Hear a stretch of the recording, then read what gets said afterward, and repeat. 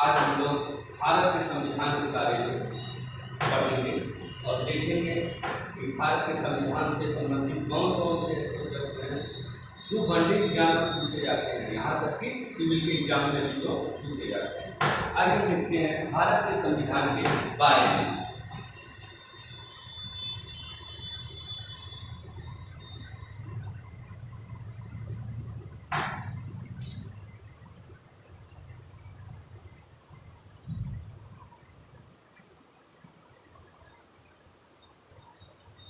मित्रों, भारत के संविधान पढ़ने से पहले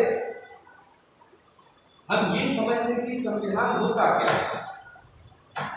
संविधान यानी कि कॉन्स्टिट्यूशन, क्योंकि यह जो संविधान होता है यह दो शब्दों से मिलकर बना है। कौन कौन से दो शब्द? एक है सम, दूसरा है विधान।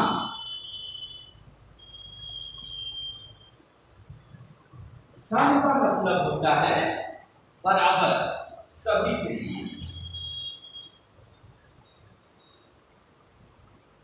बराबर, और विधान का मतलब होता है नियम कानून, यानी कि रूल्स।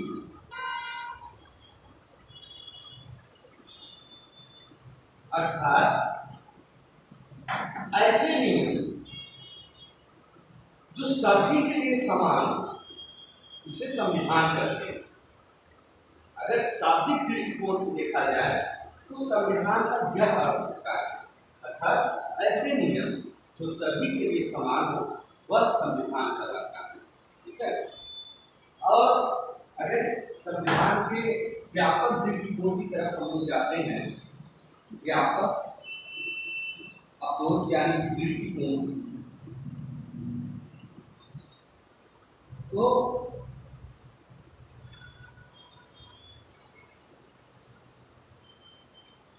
व्यापक दृष्टिकोण का मतलब होता है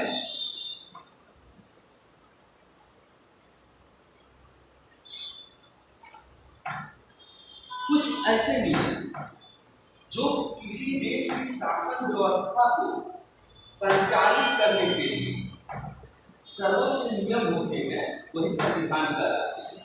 अर्थात किसी देश की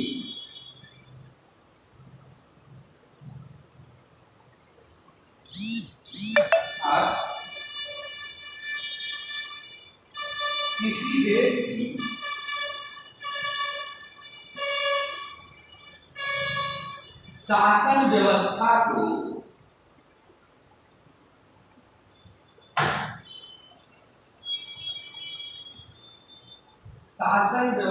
को संचालित करने के लिए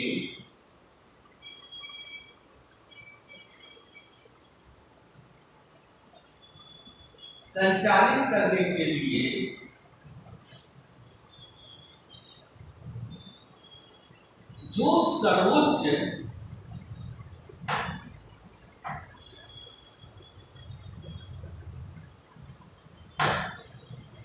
सर्वोच्च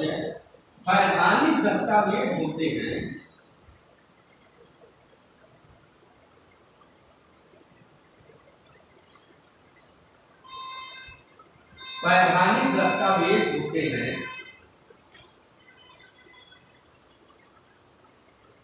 उन्हें ही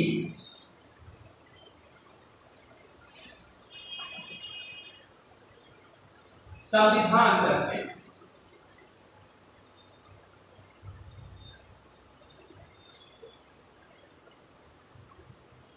संविधान कहते हैं अर्थात किसी देश की शासन व्यवस्था को संचालित करने के लिए जो सर्वोच्च वैधानिक दस्तावेज होते हैं, उन्हें संविधान कहते हैं। तो दुनिया में जितने भी देश हैं, हर देश की शासन व्यवस्था को संचालित करने के लिए वहाँ के कुछ नियम कानून होते हैं, कुछ रूल्स होते हैं, जिनके आधार पर जो है उस देश की शासन व्यवस्था संचालित होती है। वह जो नियम कानून होता है वह सबसे ऊपर होता है, यानी कि सर्वोच्च होता है, उसे भी जो है संविधान कहते हैं। ठीक है, क्या समझ में आया? अब आगे देखते हैं संविधान के प्रकार। संविधान के प्रकार में अगर हम लोग देखते हैं तो मुख्यतः संविधान दो प्रकार का होता है।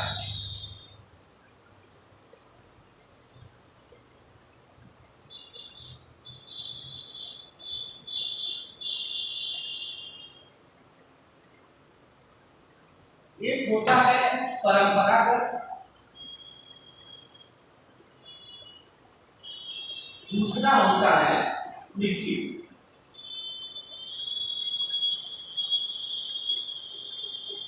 परंपरागत का मतलब ये होता है कि ऐसे नियम जो कहीं भी लिखे नहीं गए, जिनका कोई लिखित प्रमाण नहीं है, लेकिन फिर भी वहाँ की समाज, वहाँ की जनता के द्वारा परंपराओं में, उनके आचरण में वह नियम और व्यवहार, वह कानून जो है दिखाई पड़ता है, उसी को जो है संविधान का परंपरागत रूप करते हैं। ठीक है, दुनिया में ऐसे बहुत सारे देश हैं जहाँ पे परंपरागत संविधान का प्रचलन है। जैसे कि वर्तमान समय में अगर हम लोग देखें तो इंग्लैंड का जो संविधान है यह परंपरागत तरीके से ही चलता है।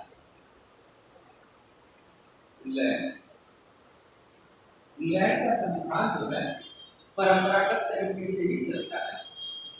यहाँ पे क्या होता है कि इस देश का संविधान लिखित नहीं, पहले से कुछ लिखा नहीं गया है, लेकिन वहाँ की जो संसद है समय समय पे नियम बनाती है, कानून बनाती है शासन व्यवस्था को संचालित करने के लिए, और बाद में वही जो है अध्यादेश जारी होता है और वही जो है संविधान बन जाता है। ठीक है, जबकि लिखित संविधान के अंतर्गत ऐसा संविधान होता है जो बाकायदे व्यवस्थित तरीके से जो है लिखा गया है और उन लिखे हुए नियमों के आधार पर ही जो है देश की शासन व्यवस्था को संचालित किया जाता है। ठीक है, उदाहरण के तौर पर अगर देखें लिखित संविधान के प्रकारों में तो कुछ ऐसे देश है जहाँ पर लिखित संविधान का प्रचलन है, जैसे कि भारत हो गया, बांग्लादेश। इसके अलावा भी अमेरिका हो गया, अमेरिका का संविधान भी लिखित है। इसके अलावा बहुत सारे देश हैं जहाँ का संविधान जो है लिखित है। ठीक है, तो मुख्य रूप से अगर संविधान को देखें तो ये दो प्रकार परंपरागत लेकर लिखित है। ठीक है, क्या समझ में आया? अब आइए थोड़ा सा हम लोग भारत के संविधान की चर्चा करते हैं। भारत के संविधान में अगर हम लोग देखते हैं तो भारत का जो संविधान है, भारत का संविधान जो है यह देश आजाद होने के बाद जो है लिखा गया, और इसको लिखने में 2 वर्ष 11 माह और 18 दिन लगे। कितने? 2 वर्ष 11 माह और 18 दिन लगे। और यह कब बन के तैयार हुआ? 26 जनवरी 1950। हालांकि तैयार पहले ही हो गया था, लेकिन पूरी तरह से लागू हुआ था 26 जनवरी 1950। ठीक है, ठीक। तो भारत का जो संविधान है 26 जनवरी 1950 को पूरी तरह से लागू हुआ। और इस संविधान की विशेषता अगर देखें तो इस संविधान यह दुनिया का सबसे बड़ा लिखित संविधान है। क्यों? क्योंकि इस संविधान में जितने अनुच्छेद हैं उतना दुनिया के किसी भी संविधान में उतने अनुच्छेद नहीं।